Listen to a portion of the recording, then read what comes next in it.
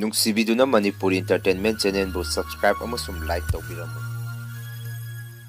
Channel ꯑꯁꯤꯒꯤ ꯃꯥꯏꯀꯩꯗꯒꯤ ꯃꯌꯥꯝꯕꯨ ꯇꯔꯥꯝꯅ ꯑꯣꯛꯆꯔꯤ꯫ ꯉꯁꯤꯁꯨ ꯁꯕꯁꯀ꯭ꯔꯥꯏꯕꯔꯁꯤꯡꯅ ꯍꯥꯞꯄꯤꯔꯛꯄ ꯑꯁꯦꯡꯕ ꯊꯣꯛꯈꯤꯕ ꯋꯥꯔꯜ ꯁ꯭ꯇꯣꯔꯤ ꯑꯃ ꯃꯌꯥꯝꯗ ꯈꯨꯗꯣꯟ ꯇꯝꯖꯒꯦ꯫ ꯋꯥꯔꯤ ꯑꯁꯤꯕꯨ ꯂꯥꯟꯊꯣꯛꯆꯈꯤꯕ ꯃꯇꯝꯗ ꯁꯣꯏꯈꯤ ꯂꯥꯟꯈꯤꯕ ꯌꯥꯎꯔꯕꯁꯨ ꯃꯌꯥꯝꯗ ꯉꯥꯛꯄꯤꯅꯕ ꯍꯥꯏꯖꯔꯤ꯫ ꯐꯔꯦ ꯑꯗꯨꯗꯤ ꯃꯌꯥꯝ ꯋꯥꯔꯤꯁꯤ ꯍꯧꯅꯕ ꯇꯧꯖꯔꯒꯦ꯫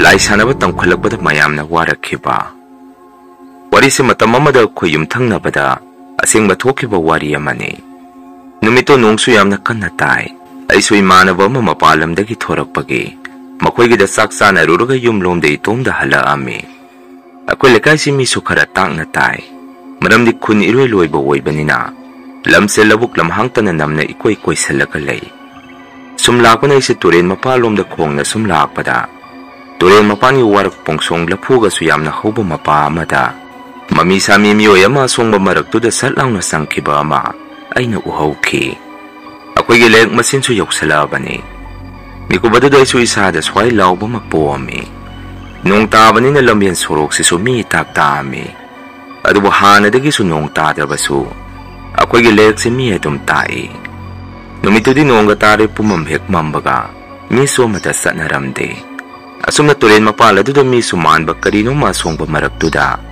ꯆꯪꯈꯤꯕꯗꯨꯗ ꯑꯩꯁꯨ ꯀꯤꯖꯔꯛꯄꯗꯒꯤ ꯍꯥꯊꯨ ꯂꯩꯔꯛ ꯃꯇꯣꯟꯗꯒꯤ ꯌꯨꯝ ꯇꯝꯅ ꯆꯦꯟꯁꯜꯂꯛꯈꯤ꯫ ꯑꯗꯨꯕꯨ ꯑꯩꯗꯤ ꯂꯥꯏ ꯁꯥꯟꯅꯔꯤꯕꯗꯨ ꯊꯦꯡꯅꯔꯨꯔꯕ ꯊꯣꯛꯑꯕꯖꯥꯠꯅꯤ꯫ ꯃꯗꯨꯗꯒꯤ ꯑꯩꯒꯤ ꯇꯨꯡꯁꯤꯗ ꯃꯁꯛꯇꯤ ꯎꯗꯦ꯫ ꯑꯩꯈꯣꯏ ꯂꯩꯔꯛꯁꯤꯁꯨ ꯅꯨꯡꯖ꯭ꯔꯦꯡ ꯉꯥꯛꯇꯅꯤ꯫ ꯅꯨꯡꯖ꯭ꯔꯦꯡ ꯃꯔꯛꯇꯨꯗ ꯁꯨꯝ ꯑꯩꯒꯤ ꯇꯨꯡꯁꯤꯗ ꯃꯤ ꯑꯃ ꯑꯩꯒꯤ ꯈꯣꯡꯊꯥꯡꯒ ꯃꯥꯟꯅꯅ ꯁꯨꯝ ꯊꯥꯡꯉꯒ ꯏꯇꯨꯡ ꯏꯟꯅꯔꯛꯄꯒꯤ ꯃꯑꯣꯡꯗ ꯏꯁꯥꯗ ꯁꯨꯝ ꯁꯥꯅꯤꯜ ꯑꯃ ꯐꯥꯎꯔꯛꯈꯤ꯫ ꯃꯤꯀꯨꯞ ꯑꯗꯨꯗ ꯑꯩꯁꯨ ꯇꯨꯡ ꯍꯥꯏꯐꯦꯠ ꯑꯣꯜꯂꯒ ꯌꯦꯡꯉꯝꯃꯤ꯫ ꯃꯤꯁꯨ ꯀꯅꯥꯁꯨ ꯑꯃꯨꯛ ꯍꯦꯛ ꯂꯥꯛꯑꯝꯗꯕꯗꯨꯗ ꯑꯩꯁꯨ ꯑꯀꯤꯕ ꯈꯔꯗꯤ ꯏꯁꯥꯗ ꯐꯥꯎꯔꯝꯃꯤ꯫ ꯀꯔꯤꯅꯣ ꯇꯧꯔꯤꯁꯤꯕꯨ ꯃꯤ ꯑꯃꯒꯤ ꯈꯣꯡꯊꯥꯡ ꯃꯈꯣꯟꯗꯤ ꯁꯨꯝ ꯇꯥꯏ ꯑꯗꯨꯒ ꯃꯤꯗꯤ ꯂꯥꯛꯄꯗꯤ ꯑꯃꯠꯇ ꯎꯗꯦ꯫ ꯑꯁꯤꯒꯤ ꯅꯨꯃꯤꯠꯁꯤꯕꯨ ꯑꯩꯕꯨ ꯀꯔꯤ ꯊꯦꯡꯅꯔꯕꯖꯥꯠꯅꯣ ꯈꯟꯗꯨꯅ ꯌꯨꯝꯇꯕꯨ ꯌꯧꯔꯒꯗꯤ ꯈꯟꯅ ꯑꯩꯁꯨ ꯒꯣꯡ ꯌꯨꯝ ꯌꯧꯅꯕ ꯆꯦꯜꯂꯛꯑꯝꯃꯤ꯫ ꯂꯥꯏꯕꯛ ꯐꯕꯗꯤ ꯏꯃꯥꯁꯨ ꯃꯈꯨꯠꯇ ꯈꯣꯏꯖꯣ ꯂꯩꯈꯥꯝ ꯄꯥꯏꯔꯒ ꯊꯣꯡꯒꯥꯟꯗ ꯊꯝꯕ ꯊꯣꯔꯛꯑꯝꯃꯤ꯫ ꯑꯗꯨꯒ ꯑꯩꯈꯣꯏ ꯏꯃꯥꯁꯨ ꯂꯥꯏꯇꯤꯟ ꯈꯔ ꯅꯤꯡꯕ ꯃꯤꯑꯣꯏꯅꯤ꯫ ꯏꯃꯥ ꯎꯕꯗ ꯑꯩꯁꯨ ꯋꯥꯒ ꯑꯃꯠꯇ ꯉꯥꯡꯗꯅ ꯌꯨꯝ ꯃꯅꯨꯡꯗ ꯒꯣꯡ ꯆꯦꯟꯁꯜꯂꯝꯃꯤ꯫ ꯀꯣꯟꯅ ꯏꯃꯥꯅ ꯏꯃꯨꯡꯗ ꯆꯪꯉꯒ ꯑꯩꯉꯣꯟꯗ ꯑꯁꯨꯝꯅ ꯍꯥꯏꯔꯛꯏ꯫ "ꯏꯕꯨꯡꯉꯣ, ꯅꯪꯒꯤ ꯇꯨꯡꯗ ꯍꯧꯖꯤꯛ ꯀꯔꯤ ꯏꯟꯅꯔꯛꯀꯦ?" ꯍꯪꯉꯛꯈꯤ꯫ ꯏꯃꯥꯅ ꯑꯗꯨꯝꯅ ꯍꯪꯉꯛꯄꯗꯨꯗ ꯑꯩꯁꯦ ꯏꯁꯥꯗ ꯄꯨꯡꯉꯛ ꯍꯦꯛ ꯉꯛꯑꯝꯃꯤ꯫ ꯏꯃꯥꯗꯁꯨ ꯑꯩꯅ "ꯏꯃꯥ, ꯅꯪꯗꯤ ꯀꯃꯥꯏꯅ ꯈꯪꯉꯤꯕ?" "ꯉꯁꯥꯏ ꯑꯩꯅ ꯇꯨꯔꯦꯟ ꯃꯈꯥꯒꯤ ꯂꯐꯨ ꯌꯥꯝꯅ ꯍꯧꯕ ꯃꯄꯥ ꯑꯗꯥꯏꯗ ꯃꯤ ꯑꯃ ꯆꯪꯈꯤꯕ ꯎꯍꯧꯏ꯫ ꯑꯗꯨꯒ ꯑꯩꯅ ꯂꯩꯔꯛ ꯃꯆꯤꯟ ꯀꯨꯝꯊꯔꯛꯄꯗ ꯑꯩꯒꯤ ꯈꯣꯡꯊꯥꯡꯒ ꯃꯥꯟꯅꯅ ꯇꯨꯡꯗ ꯃꯤꯑꯣꯏ ꯑꯃ ꯁꯨꯝ ꯏꯟꯅꯔꯛꯄꯗꯧꯅꯁꯨ ꯏꯟꯅꯔꯛꯏ꯫ ꯑꯩꯁꯨ ꯀꯤꯖꯔꯛꯄꯗꯒꯤ ꯌꯨꯝ ꯌꯧꯅꯕ ꯆꯦꯜꯂꯛꯄꯅꯤ꯫ ꯑꯗꯨ ꯏꯃꯥ, ꯉꯁꯤ ꯑꯩꯅ ꯊꯦꯡꯅꯔꯤꯁꯤꯕꯨ ꯀꯔꯤꯅꯣ?" ꯍꯪꯉꯝꯃꯤ꯫ ꯏꯃꯥꯅ ꯑꯃꯨꯛ ꯁꯨꯝꯅ ꯃꯈꯥ ꯇꯥꯔꯛꯏ꯫ "ꯌꯦꯡꯉꯨ, ꯅꯪ ꯀꯤꯒꯅꯨ. ꯍꯧꯖꯤꯛ ꯅꯪꯅ ꯌꯨꯝ ꯃꯅꯨꯡꯗ ꯒꯣꯡ ꯆꯦꯟꯁꯤꯟꯈꯤꯕꯒ ꯏꯃꯥꯅ ꯈꯨꯖꯨ ꯂꯩꯈꯥꯝꯁꯤ ꯄꯨꯔꯒ ꯊꯣꯛꯎꯕꯗꯨꯗ ꯑꯩꯈꯣꯏ ꯊꯣꯡꯒꯥꯟꯗꯒꯤ ꯃꯁꯛꯇꯤ ꯎꯗꯦ, ꯃꯁꯛ ꯎꯗꯕ ꯀꯔꯤꯒꯨꯝꯕ ꯄꯣꯠꯁꯛ ꯑꯃ ꯃꯃꯥꯏ ꯍꯟꯗꯨꯅ ꯁꯠ ꯂꯥꯎꯅ ꯆꯠꯈꯤꯕꯒꯤ ꯃꯑꯣꯡꯗ ꯏꯃꯥꯗ ꯁꯥꯎꯝ ꯑꯃ ꯐꯥꯎꯏ꯫ ꯃꯗꯨꯗ ꯏꯃꯥꯁꯨ ꯑꯗꯨꯝ ꯈꯪꯉꯤ꯫ ꯑꯩꯒꯤ ꯏꯆꯥꯅꯨꯄꯥꯒꯤ ꯇꯨꯡꯗ ꯀꯔꯤꯅꯣꯃ ꯏꯟꯅꯔꯛꯑꯦꯗꯅ ꯍꯥꯏꯗꯅ ꯉꯔꯥꯡ ꯅꯍꯥꯟꯁꯨ ꯑꯩꯈꯣꯏ ꯀꯨꯇꯨꯕꯤꯁꯦ ꯑꯍꯤꯡꯗ ꯌꯥꯝꯅ ꯀꯞꯄꯤ꯫ ꯃꯄꯥꯟꯗ ꯇꯨꯝꯃꯁꯨ ꯌꯥꯗꯦ꯫ ꯏꯃꯨꯡꯗ ꯆꯪꯉꯒ ꯇꯨꯝꯒꯦꯗ ꯍꯥꯏ ꯍꯨꯏ ꯑꯁꯤꯐꯥꯎ ꯅꯈꯣꯏꯗꯗꯤ ꯇꯝꯊꯣꯛꯇ꯭ꯔꯕꯅꯤ ꯏꯃꯥꯅ꯫ ꯉꯔꯥꯡ ꯑꯍꯤꯡꯁꯨ ꯀꯨꯇꯨꯕꯤꯁꯦ ꯀꯞꯄꯒ ꯌꯨꯝꯒꯤ ꯃꯃꯥꯡ ꯊꯣꯡꯁꯤ ꯑꯍꯤꯡꯗ ꯃꯈꯣꯡꯅ ꯈꯣꯜꯂꯛꯏ꯫ ꯑꯗꯨ ꯅꯈꯣꯏꯗꯤ ꯇꯨꯝꯈ꯭ꯔꯦ ꯏꯃꯥꯅ ꯍꯨꯏꯁꯦ ꯀꯩꯗꯧꯔꯕꯖꯥꯠꯅꯣ ꯍꯥꯏꯗꯅ ꯏꯃꯥꯒꯤ ꯀꯥꯒꯤ ꯊꯣꯡꯅꯥꯎ ꯑꯗꯨ ꯍꯥꯏꯐꯦꯠꯇꯪ ꯍꯥꯡꯇꯣꯛꯑꯒ ꯃꯄꯥꯟꯗ ꯌꯦꯡꯉꯨꯕ ꯃꯇꯝꯗ ꯌꯨꯝꯊꯪꯅꯕꯗ ꯂꯩꯔꯤꯕ ꯌꯨꯝ ꯑꯁꯤꯗ ꯐꯤꯉꯧ ꯉꯥꯛꯇ ꯁꯦꯠꯄ ꯃꯤꯑꯣꯏ ꯑꯅꯤꯈꯛ ꯃꯩ ꯑꯃꯃꯝ ꯄꯥꯏꯔꯒ ꯃꯈꯣꯏꯒꯤ ꯏꯪꯈꯣꯜꯗ ꯂꯦꯞꯄꯒ ꯂꯩꯕ ꯎꯏ꯫ ꯏꯃꯥꯅ ꯈꯟꯕꯗ ꯃꯈꯣꯏꯒꯤꯗꯣ ꯑꯍꯤꯡꯗ ꯂꯥꯏ ꯈꯣꯏꯔꯝꯕꯗꯤ ꯃꯥꯟꯗꯦ, ꯂꯥꯏꯇꯤꯟ ꯁꯥꯟꯅꯕ ꯃꯥꯜꯂꯤ꯫ ꯊꯥꯏꯅ ꯃꯇꯝ ꯑꯃꯗ ꯏꯃꯨꯡ ꯑꯗꯨꯗ ꯑꯍꯜ ꯍꯅꯨꯕꯤ ꯑꯃ ꯂꯩꯔꯝꯃꯤ꯫ ꯍꯧꯖꯤꯛꯀꯤ ꯑꯍꯜ ꯍꯅꯨꯕꯤꯗꯨ ꯂꯥꯏ ꯁꯥꯟꯅꯔꯝꯕ ꯑꯍꯟꯅꯤ꯫ ꯃꯆꯥꯁꯤꯡꯅ ꯃꯃꯥꯗꯨꯒꯤ ꯃꯇꯧ ꯇꯝꯃꯤꯔ ꯀꯔꯤꯅꯣꯃꯗꯤ ꯇꯧꯔꯤ꯫ ꯑꯗꯨꯅ ꯅꯈꯣꯏꯁꯨ ꯑꯍꯤꯡ ꯑꯊꯦꯡꯕꯁꯤ ꯃꯄꯥꯟ ꯅꯨꯡꯄꯥꯟ ꯃꯔꯝ ꯆꯥꯗꯅ ꯄꯨꯊꯣꯛꯀꯅꯣ ꯍꯥꯏꯗꯅ ꯏꯃꯥꯅ ꯑꯩꯉꯣꯟꯗ ꯋꯥꯐꯝ ꯈꯔꯁꯤ ꯍꯥꯏꯕꯤꯔꯛꯈꯤ꯫ ꯏꯃꯥꯒꯤ ꯋꯥꯐꯝ ꯑꯗꯨ ꯇꯥꯕꯗ ꯑꯩꯗꯤ ꯏꯁꯥꯗ ꯁ꯭ꯋꯥꯏ ꯂꯥꯎꯔꯝꯃꯤ꯫ ꯃꯈꯥ ꯇꯥꯅ ꯏꯃꯥꯗ ꯑꯩꯅ ꯑꯁꯨꯝꯅ ꯑꯃꯨꯛ ꯍꯥꯏꯔꯝꯃꯤ꯫ ꯑꯗꯣ ꯏꯃꯥ, ꯃꯗꯨꯅ ꯋꯥꯐꯝ ꯑꯃ ꯑꯣꯏꯈ꯭ꯔꯦ꯫ ꯑꯗꯣ ꯉꯁꯥꯏ ꯑꯩꯅ ꯇꯨꯔꯦꯟ ꯃꯄꯥꯟꯗ ꯎꯈꯤꯕꯗꯨ ꯃꯗꯨꯅ ꯀꯔꯤ ꯑꯣꯏꯕꯖꯥꯠꯅꯣ ꯍꯪꯉꯝꯃꯤ꯫ ꯏꯃꯥꯅ ꯑꯃꯨꯛ "ꯈꯪꯗꯦ ꯏꯕꯨꯡꯉꯣ, ꯃꯗꯨꯁꯨ ꯑꯐꯕꯗꯤ ꯑꯣꯏꯔꯔꯣꯏ꯫ ꯃꯤꯒꯤ ꯂꯝꯗꯅ ꯂꯥꯏ ꯁꯥꯟꯅꯕ ꯍꯥꯏꯕꯁꯤ ꯀꯌꯥ ꯂꯩꯇꯦ꯫ ꯂꯩꯀꯥꯏ ꯑꯁꯤꯗꯅ ꯊꯥꯏꯅ ꯂꯥꯏ ꯁꯥꯟꯅꯔꯝꯕ ꯉꯥꯛꯇ ꯑꯣꯏꯅ ꯇꯧꯔꯗꯅ ꯃꯐꯝ ꯑꯁꯤꯗ ꯌꯨꯝ ꯏꯪꯈꯣꯜ ꯂꯩꯔꯝꯕꯒꯤ ꯂꯩꯔꯕꯅꯤ꯫ ꯏꯃꯥꯗꯤ ꯃꯐꯝ ꯑꯁꯤ ꯀꯌꯥ ꯏꯂꯩ ꯂꯩꯅꯤꯡꯗꯦ ꯍꯥꯏꯔꯝꯃꯤ꯫ ꯅꯨꯃꯤꯠꯇꯨꯁꯨ ꯏꯃꯥꯒ ꯏꯕꯥꯅꯤ ꯋꯥꯔꯤ ꯉꯥꯏꯍꯥꯛ ꯁꯥꯟꯅꯔꯝꯃꯒ Aisu tumba dum sangami. Nung sisu numito khara tamna tamna surambadagi. Ahing nung yaya sida kakarawa luinana. Nung sikan na hekta sutaraki. Nung suba marak sida ko'y tunggala sida. Miyo yaman ay gimingsi inaukton haidana. Kaurok pa makola may natarami. Ay supuglang na hagwalagang hektumina layraga. Makola to tarami. Nung suka na subaga miya manade sa kaubugum sungkon tangay na konjento tasalagpadagi. Pamungdagi sa puglang na hagwalaga. Imagi manakta prap sangami. Aduga imabot tumba hagdoami. Imasway na tumba hagdorok padudatam na hagwalay. Aduga ingon da ibungo karitaw rake hangay. Ay naman ima tungga na nupaman ay ikaw bumali. Ay gikari gitarak pa ni ima ng sutabra. Amuk ta yengo hayrami. Ima song hek tuminalay aduga ay giming kauriba do tabra haytana. Tungga lomdagi kaurok pa do tarami. Ngayag ti konzela do amuk sap hekle puraga. Ngayag layraga amuk konzela man ay inaukton haydana kauraki. Handa ka kaurok pa do dadi ima sumasada punga nga ami. Ay ngonda sumo ima na ibungo ima sutari. Ado nang masida kumbayade ko. Ay nga suktiang basida mina kaurokadaba nate. Ima na hayrasinin ng kumbayade. Mapanda tuwa suyade. Ima ginagta nang nasidito mo hayraki. Ay suki badagay kada sangamde. Ay nga dumandi imagi manakta tumami. Ado bo angak paninong subado heklip kibaga. Ako yung gizinga mataksida nung zrengo magkarigo maposa kamana. Amuk joy lang na saykalaki. Mikup tu day magay kasi pukhangek kangami. Ay dumadi matodom na kibak kaya si mayok narakpadagi. Imagay kasi tumagum si nungan bangayra si hay na duna. Tumda na nungan bangayrami. Nung hengan maga ko yung gitungan getusu. Sabakpak na lang na hangtu galayrami. Imaday na ima ngarang getlon salam dabra hangubada. Ima na lon salamin ibungo. Masidi matokram na hangamino hayraki. Asum na yung tang nabagi mong ado na imagay gatang layba sida. Makuna lay sana ba haurak pa do. Sangingoy na kuigi mong datamba hauraki. Imaso makuna taurok pa do kangya hay dinalekayda. Makwayong na ba wari sumsarami. Maduda makujo tarabra kangde matang kredit tuminalerami.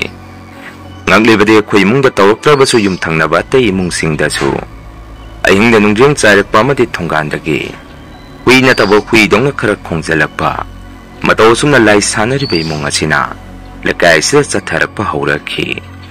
Noong may na ako'y gayong madudagi tunggan mari mga muksalagalay ba. Imana ba magimayum da ko'y ba sa lubada. O di ki imana ba sinasway mo da sum na hayri. Bayan dati ako'y yung siyam na tamnay. Ako'y danata na ako'y gayong tang nariban nene ako'y da su tamnay hay. Nati masibuk karigi wari basano. Lakay sila lay sana ba migalay da basara hayraki. Ay nasumusum na kumi. Kangde ba ako'y mong suhandag si yam na tamnay. Noy gidi mibo yam na layri. Ako'y gidi imagay gatani. Ahing daga si tunggaan dagay gimingga si miya man na hekta kauri. Maduday mana kumuno mina kaurok pa na tehay. Kangde tawdoy siya do ako'y nasing na ba mibo dilay. Ay dok pudi kizay hayrami. Imana ba doon ang mugbay ng nasing nari pa mido kanano hayroo. Ay sinangon da wa mahugdoki kalapani. Ay nahugdoki kaliba siga mana bra yenge hangaki. Ay namado bay ng miya tay dadi hayruno ko. Ako'y gayong tang na ba yung daw maduna mali. Imana haybada imong aduda tay na ahal hanubi. Lay sanubi masulay na mihay. Maduda masasing na mamado na tahoba tabak singado. Amok mahut silang nga ba lay sana ba tamak panihay ka na. Imana yung wanda wariway na tamay. Ado nang masigiwa si mingon na di haydo kanu ko hayrami. Imana ba doon amok ado di ay nakaliba siga manare. Nang madugi na magtadi kariso kaluno. Nang nahariba imong dugay na kang iba misiga manare. Mayam na sumahay na baday hingat hiyang baday yung madudagi. Nupa maganupi maga ang ubang agta siyalaga. Turin mapalom da hekta kong kihay. Ako'y danata na masin mayam na sukang na bahawra ba ni. Noong masukoy tunggan sila sa ngagi igumba man bakarasay sa lami. Ado hujikti mayam na wawalaw na bahawra ba ni hayraki. Ngayon asum na iso hujikti imana ba sige wariwatay sana ramaga. Ay chuyum da mukhala ami. Imada sway na wari to tamami.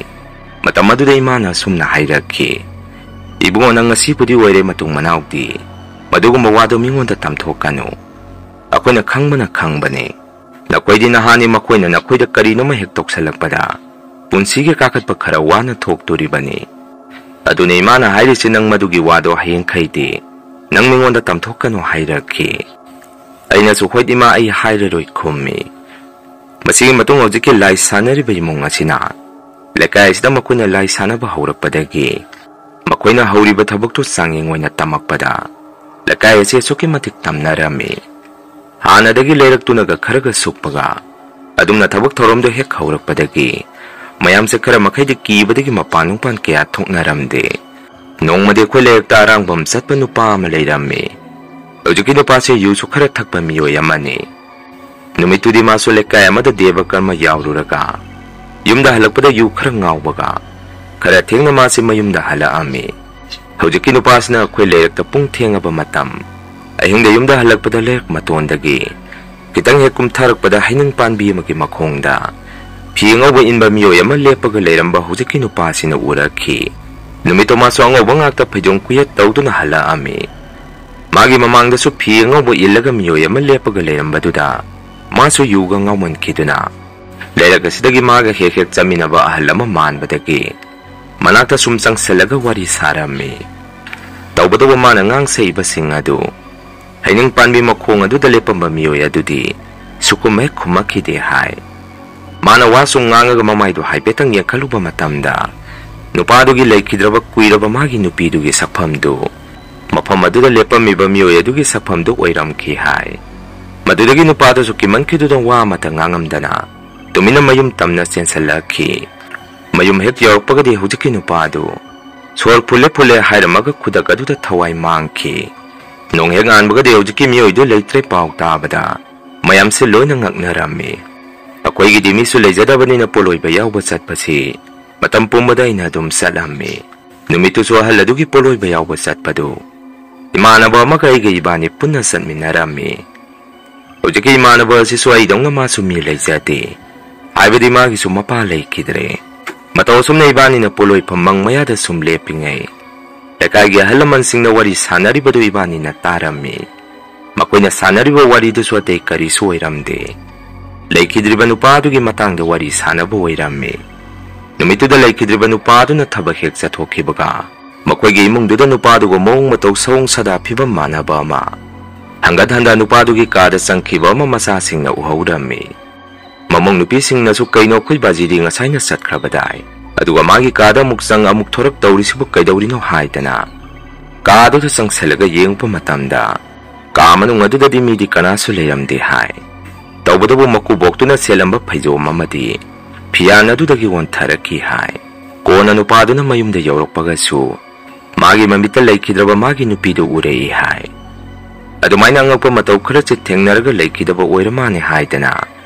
ahan sing aduna sumwari sanabadu imanaba aduga aigana tarami maduda imanabadu aiga suwari do tabada isada kiba amaga loinana ihai hainaramde poloibado loiraga ibani lambenda sumbu sanariba imung adugi makoigi matangda sumwari sanarga halaami matamaduda ikhang khangawdana ibani gi tungda lai sanariba nupadu satlaga leirami imanaba aduga aiga su sanaramba wari do saplepaga mataya madang hek thaijalaga leirami aduga nupadu hana salhankirami nupadu lamna sakre khangaba matung imanabaduna ingonda somna hairakhi bhai ibani na sanariba wari du botakrabajaro hangakhi aina sumu khangdene bhai tarong kadaba mali mama sana takiba haibasi ibani horen afabadi oigadaba mande hainarami asumna numito ibani se isa isada yamna pakhatna yumda sangnarakhi aichu yumda yamna pakhana sangami imana su ai halakpa ngairga leirami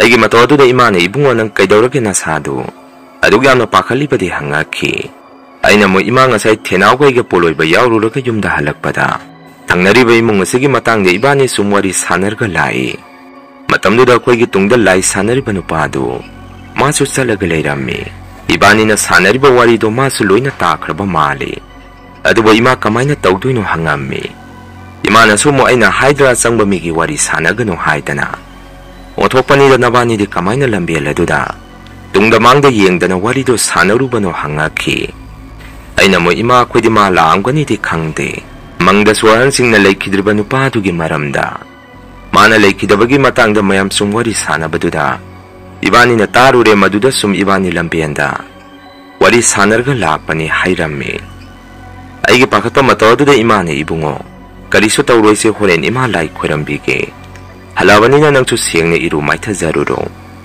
이마나 이승가 로이나 깡칸피람마바니 그리소 파칸카노 하이비라키 파나마시 외두나소 아이디 사다 파칸카노 끼가노 하이바세 야람데 누미당 싹사바드소 라이 사나리바 누파아두나 아잉온나 까리 떠러까다게 칸바다 이치 싹사바 야람데 아숨나 칸바가 아잉다 이세 tumba 야데 하이다나 파몽다 숨 레이링의 마판소 묵통랭아바다기 toileta sanguraga ise phamungda mukarami aina phamungda he kabaga khoyungi hui kutubisi ahingda yamna kaphalakhi ngaki matung agi kagi thongnau mapada miyo ema sum hangananda salaga leibadongna sokpret makholamai na tarami aichu isada kiman khiduna hingdu tumba yaramde kona thangdade isu tumthakiba khangaude aduba aigi mangsida phaijo mambu ngakta setpa mamit mamai loksat pham khangdaba nupa ama aigi kaase changaktuna aigi thabak sida mana kanna netlaga thamki madudai chu swar phungkalakpadagi imabu tanaba kana kana laurami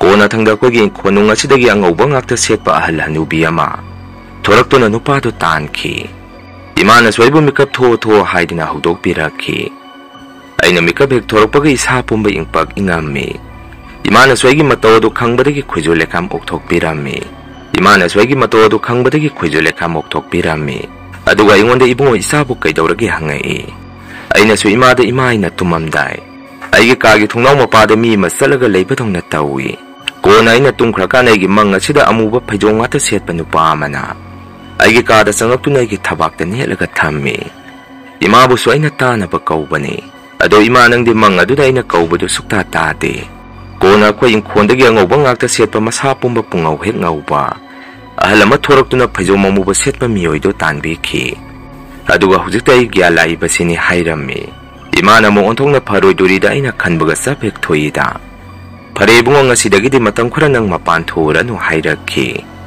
nonghe nganbagidi ngarangai ka poloiba yauminaruba imana badu maswaiga samanana hingda phaijo mamuba setpa nupa amana masu mamangduda mathabakta nelaga thammi hairakhi mataw sumna lekai sta sumaki kiba kaya ama sum thorakpadagi nongmadi yum thangnariba miyoi kharana lai sanariba imungdo makoise pharga mayam mamangda taage haidana aingda lummaga senarga leirami numidang matam pung thengaba baro tarakpa matam masaida hojiki matai manawani se ngauba ngakta selaga turen mapalomda sung kumthakhi lekai gi miyoi singsu numito machi chaithoknarga leinarami ngayak sum mayamna lummaga yengubada matai manawani da turen mapanda mi kana lege haidana mithit ngayak yengaga makoina sanariba phataba layam singadu machinjak tamnaba kokthokpa haurami matai manawani duna tawriba mong mataw adusu tumina lumduna yengiba lekagi miyoi singna so hekubada mayamsi masa masada kiba mamam phaunarami